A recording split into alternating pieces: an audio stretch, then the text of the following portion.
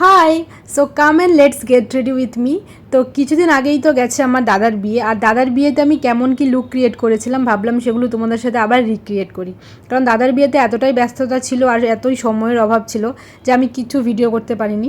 আগে থেকে অনেক প্ল্যান করে রেখেছিলাম যে গেট রেডি উইথ মি বানাবো, কিন্তু কিচ্ছু করতে পারিনি কারণ এতই ব্যস্ত ছিলাম। বিয়ে বাড়ি মানেই তো ব্যস্ততা, এটা সবাই জানে। এই লুকটা ছিল দাদার আশীর্বাদের দিন, আর আশীর্বাদের দিন আমি ভেবে রেখেছিলাম যে লং স্কার্ট পরবো, তার সাথে এরকম সাদা একটা টপ পরবো।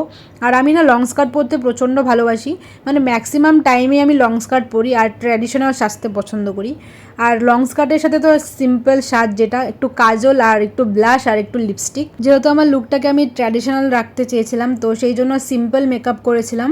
তো সবার ফার্স্টে ফাউন্ডেশন দিয়ে পুরো মুখটা কভার করে নিয়েছিলাম, আর এরপরে দিয়েছিলাম ব্লাশ আর একটু কাজল দিয়েছিলাম।